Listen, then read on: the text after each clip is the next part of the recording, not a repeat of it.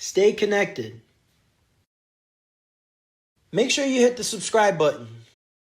Mental Health Awareness Walk. We want to thank our sponsors, Access to Independence, Cortland Area Communities That Care, Catholic Charities, Cortland County Mental Health, the Cortland Voice, your #1 news source, Family and Children Counseling Services, Mental Health Association of Cortland, Graph Text for their t-shirts, Seven Valley Health Coalition for their webpage and registration, and the Cortland Police Department.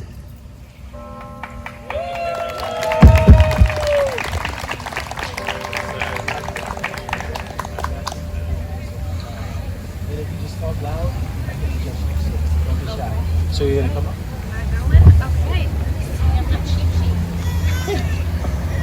Okay. Don't walk past her. All right, welcome everyone. What a nice day this year. It's not rainy or cold like in the past. This is perfect.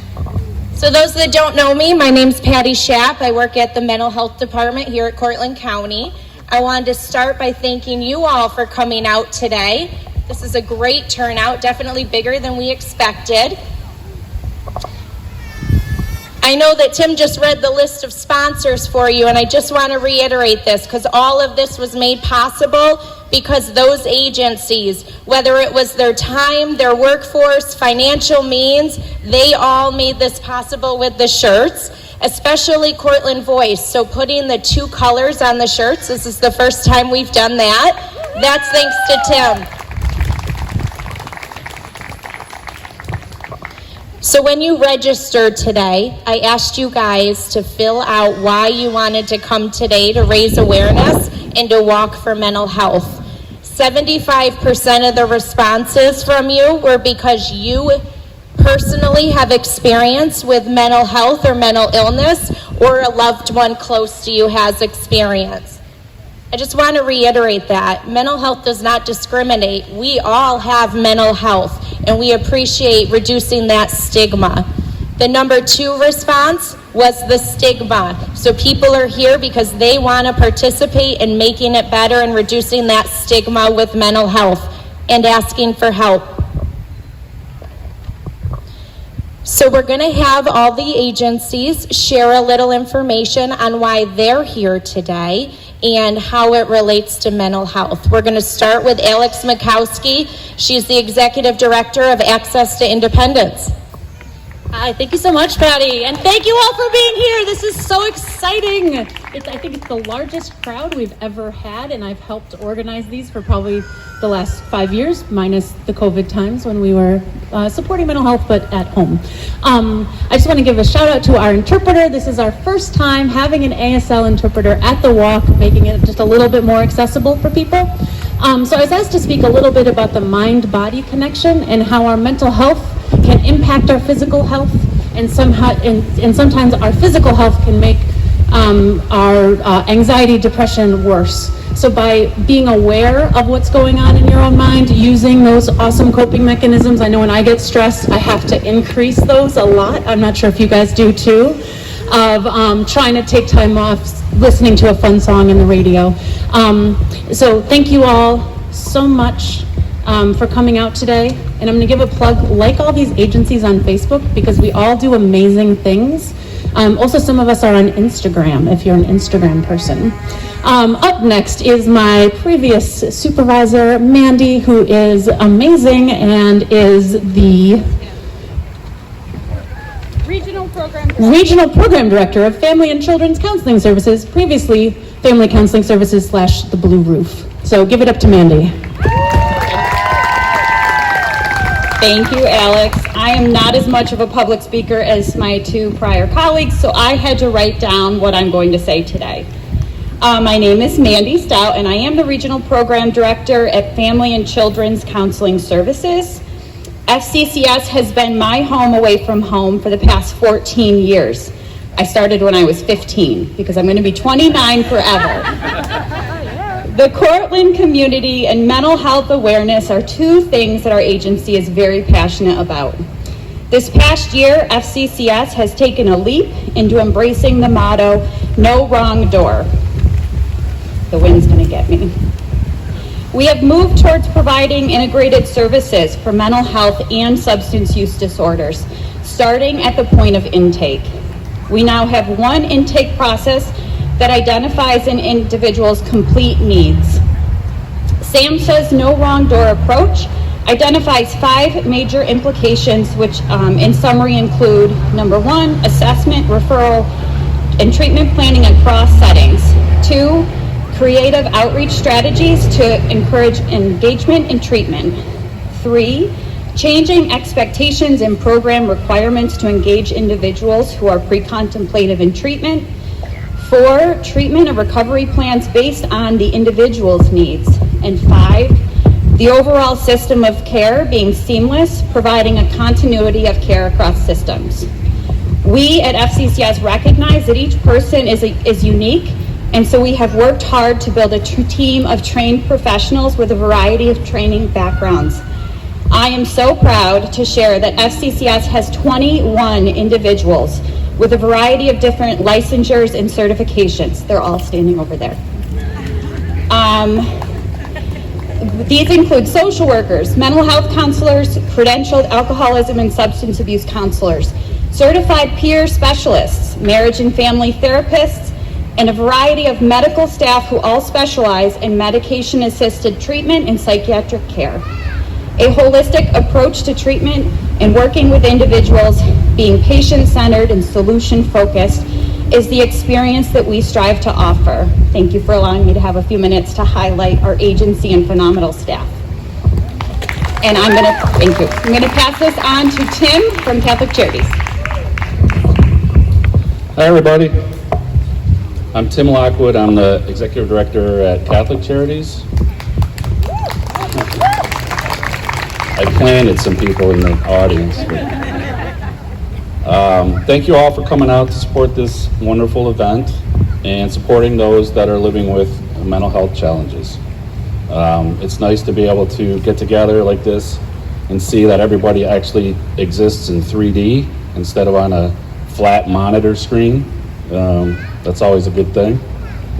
So Catholic Charities, on a daily basis, we work with youth, adults, families living with mental health challenges, whether it's through our housing programs that assist with preventing homelessness or rehousing someone who is already homeless, our 24/7 congregate care Lawrence House, our case management programs, our food pantry, our peer support services department. The Catholic Charities staff, they're working hard to make sure that those who are struggling get the resources that they need. We understand that this work is not easy, but it is important. Not just Catholic Charities staff, but all the other service providers and law enforcement professionals who deal with these issues. This event is mainly about raising awareness, reducing stigma. The most important thing I would like everyone to remember is that a person's mental health diagnosis is secondary to the person that is standing in front of you.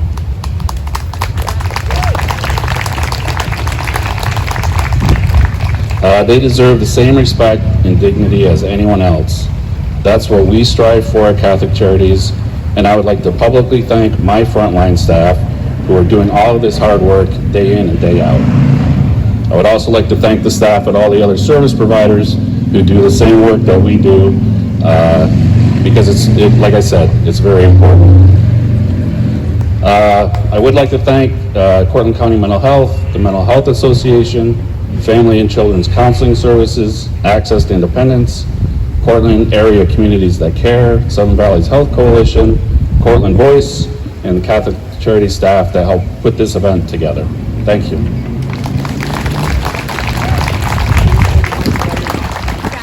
And I'm going to introduce Sharon Mcdougall, who is our Director of Community Services at the Cortland County Mental Health Department. Thank you, Tim, and thank you so much for everyone coming today. We're really excited. This is the first time I have ever seen this walk, and from what I've heard, this is the first time many of you have joined. I have 2 key themes I'm going to talk about: Together for Mental Health and the mental health workforce. When I say an agency name, if you work at that agency, raise your hand. the Mental Health Department of Cortland County, Family and Children's of Cortland County, Guthrie, Access to Independence, Liberty Resources, Hillside, Clear Path for Veterans, Seven Valleys. Our workforce in Cortland County has been absolutely exhausted throughout this pandemic. They have stood up and stepped up every single time with resiliency when they were asked to do more for more people with less and less resources and support. I cannot believe the incredible amount of strength and recovery and support and resiliency that they have offered to our community. Not just our mental health providers, but it's also our allies. We have so many allies in our community behind mental health workers to support them. To support them through this. Our allies are the Cortland Police Department, our sheriffs, our social services caseworkers, the DA, our courts, our public health department, our schools, our SUNY Cortland officials, the city of Cortland, as well as the substance use providers and CACTC. These people have been together for mental health, supporting us from the start. I want to make sure they are recognized today. We've cried together, we've held each other up through all of this to make sure that mental health is always a priority in Cortland County. With the amazing stress and support that our service providers have offered, we really are trying to make sure everything is always as better as possible for our future. We have so many things we're trying to do, and we really want to make Cortland County better. So I want to kick this up one more time for everybody. So join me when I say we are. I want to hear you scream together for mental health. We are. Together for mental health. I want you to say it one more time, and this time I want you to say it for the victims' families, the first responders, and the mental health workers in Buffalo and Texas. We are. Together for mental health. One last time, and this time so loud that they're going to hear you in Albany, and they're going to hear you in Washington, D.C., from Cortland County. We are. You guys are amazing. Just amazing. So to end, I want to introduce you to someone I have had the honor to work with who's been a colleague and a friend. I've worked with her for a couple years now, and she's hiding behind the scenes. Get up here, Anna. I have worked with her for a couple years in our previous position. We are friends, we're colleagues, and I have to tell you, she is such an advocate for mental health. She's cared for mental health, whether it was for law enforcement in jail. She cared about mental health, whether it was providers and substance use and healthcare.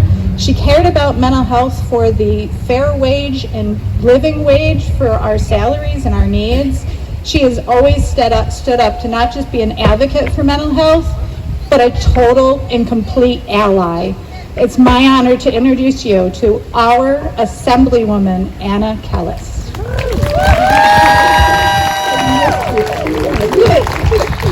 Give it up for Sharon, one of the coolest women I know. We've known each other, what now, for 8, 9? Oh my God, it goes so fast. It goes really, really fast, this life of ours, so we shouldn't take any moment of it for granted, and I'm so, so glad to be here on this gorgeous day. You have given me a reason to come out of an office, at least this one I have windows, but it is so amazing to see this outpouring of support here in Tompkins County, and in Cortland County. I was just in Tompkins County a half an hour ago doing another event. But the thing that's so beautiful that I want you all to be incredibly proud of, to feel proud of, to hold in your hearts when you're walking over the next 2 hours, is how astounding your outreach has been in this county, and how comprehensive and how amazing everybody is working together. What I have seen here includes the collaboration, includes hospitals, it includes the police, it includes the colleges, the high schools, the middle schools, the elementary schools, nonprofits, everybody working together. And the most important thing is everybody working together in the context of a harm reduction model, which means that people are being met where they are, rather than demanding or expecting them to meet some criteria that we've established from the outside. That is what builds dignity for people, dignity. And everyone knows that if you don't have dignity, you don't have your freedom. If you don't have dignity, you don't have your own life. That's so important. So I'm so proud of you all. The things that I have seen, for example, in your elementary schools, every single year you guys have screenings for early recognition so that no child is left isolated. So incredibly important. There are not many counties that have mobile crisis units. You all do. What a mobile crisis unit is it supports our law enforcement. And if there's any suspicion that someone that they have had a call to may have some mental health issues related to the reason that they've been called, a mobile crisis unit with trained social workers can go with them to identify, to assess. And that is so important so that people don't end up in jail because they are having a mental health crisis. That is not how we treat people with mental health. Our law enforcement for 10 years here has trained for crisis intervention. For crisis intervention. That is a harm reduction, support our people model. That is amazing. In our jail, we have 2 behavior health caseworkers, trained caseworkers in our jails to identify early when someone enters into the jail system if they have mental health issues. Because that is not a reason to be in jail, and because they will need support in jail and when they leave right away so that they can transition out of that setting and right into the community. That is so incredibly important. And the reason I say this is because without that, you can have people sitting in jail with severe mental health crises in a situation that will make it worse because they weren't identified. And if there is not a full-time worker in the facility, they can sit for months in an environment that will make their mental health situation worse. But you all here recognize that. And you have workers that are there 24/7 to recognize it, identify it, and treat it early on and give them the support they need. There are so many things that you all do here to be proud of, and that's what we'll be walking for today. I have a whole list of other things that I had. I think I covered a lot of them, probably not all of them. So incredibly important. Thank you for letting me speak with you all today. And please know I'm here. I adore this process. I am absolutely enamored with the team that you have doing this work here.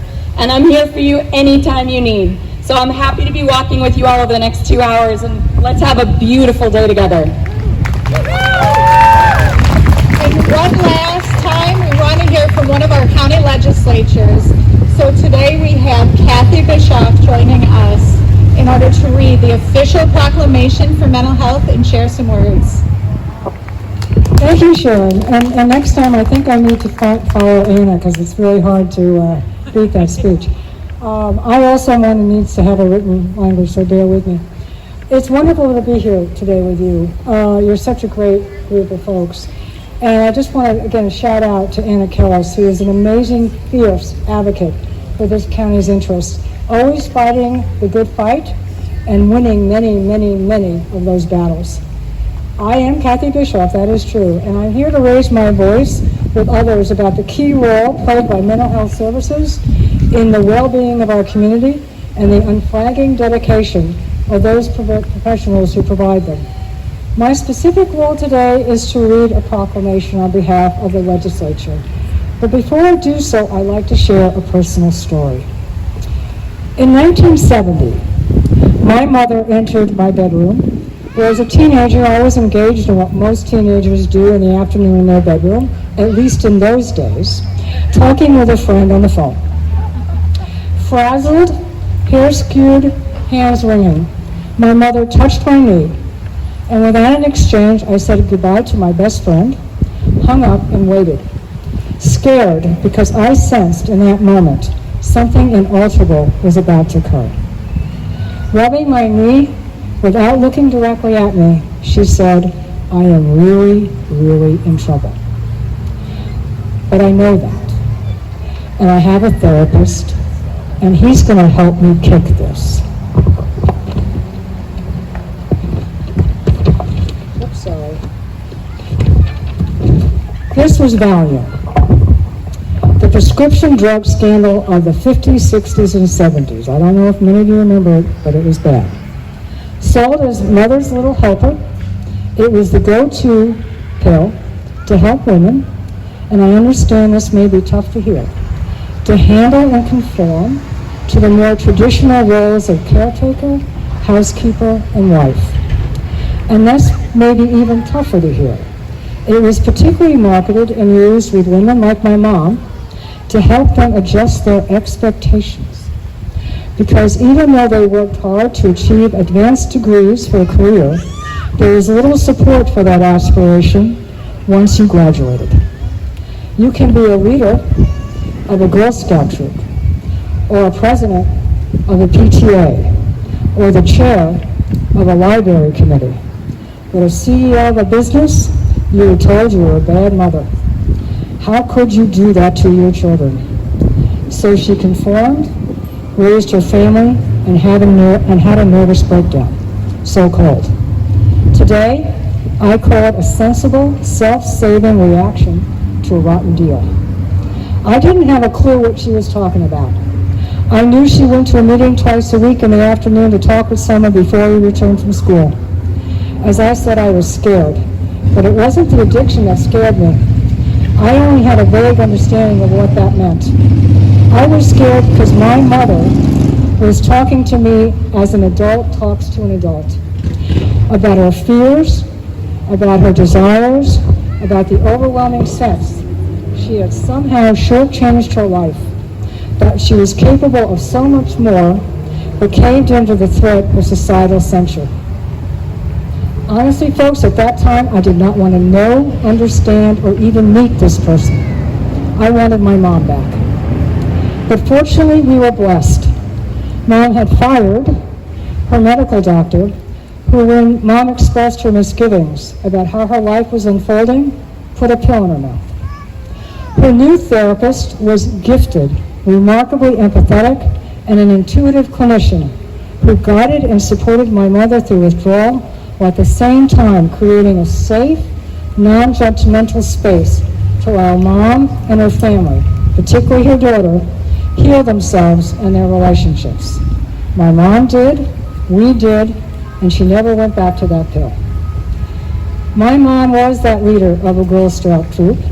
She was the president of that PTA and the chair of that library committee. Evelyn Charlotte Hasbrook Wood Bischoff was also the owner of a successful tutoring business after she kicked this. Then she retired, sort of, at 75.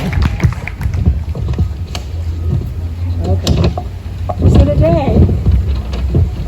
So today I'd like to do a shout out to the individuals who, to paraphrase Dante, find the strength to admit that the forest has become dark, that the straightforward pathway has been lost, and show remarkable courage to ask for help.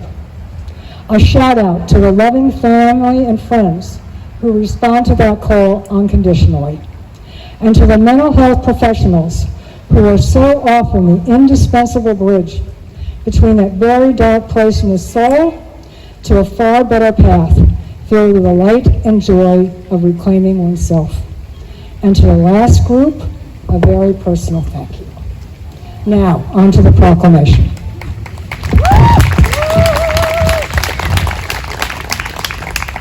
Whereas, always begins that way. Whereas mental health is essential to every person's overall health and well-being, and millions of Americans face the reality of living with a mental illness, and whereas all Americans face challenges in life that can impact their mental health especially during a pandemic. And whereas there are practical tools that all people can use to improve their mental health and increase resiliency, and whereas together we can realize our shared vision of a nation where anyone affected by mental illness can get the appropriate support and quality of care to live healthy, fulfilling lives. And whereas each business, school, government, agency, healthcare provider, organization, and citizen shares the burden of mental health problems and has an opportunity to promote mental wellness and support preventions. Now therefore be it resolved that I, Kevin Fitch, Chairman of the Cortland County Legislature, do hereby proclaim May of 2022 as Mental Health Month and encourages all county residents to join together for mental health awareness and participate in May events in and around Cortland County to promote awareness, provide education, about available mental health resources, and promote community integration and wellness. In witness whereof, I have hereto set my hand this 28th day of April 2022, Kevin Fitch, Chair. And on behalf of the Chair, it was an absolute pleasure to be with you, and I really look forward to joining in your work. Thank you so much. Thank you to all of our speakers. So I have a few updates to give you and a request. So would you like the updates or the request first? Request. Okay. So before we leave, we have never done this before. We're going to try to get a photo of you all together. So that means we need to be a little closer, but also be okay with your level of comfort and where you want people to be. It's a long park. So we're going to try to do that after I give our little announcements. So thankfully, Anna thought it was 2 hours. It's not actually 2 hours. We decided to cut it way down, so don't worry about it. I know, sorry. You can stay. We can talk about lots of advocacy things. It's all good. So we're just going to go around the one-way section of Main Street. Our lovely law enforcement is going to help us cross the road, so we're all safe. If you don't want to walk, let's say you just ran a marathon yesterday or your shoes have a blister, it's okay. You can just hang out. If you want to walk with us, feel free. If you want to peel off at an intersection sooner, feel free to do that too. Take care of yourself. That's kind of the whole point of today. After the walk, the area agency on aging and New York Connects is going to bring over some water and 200 cups. So I know it's a warm day, so that'll be good. And when people are finished, you can hang out if you want, but there's not an extra thing or program afterwards. So if you're walking by your office or by a lovely place to eat food or grab a cup of coffee or iced coffee, feel free to do what you need to take care of yourself. And thank you all for coming out here and raising awareness. It's just so beautiful to see people from all different backgrounds and committees that I've worked on with people, and know that this is something that impacts all of us, so we can be better together. So let's try to do a photo. Oh, aging just rolled up because they are amazing. So we're gonna do the photo, and then if you need water, feel free. Okay. So try to squoosh together to your level of comfort. If you want to be closer to the back, or if you want to be closer to the front, it does not matter. Stay connected. Make sure you hit the subscribe button.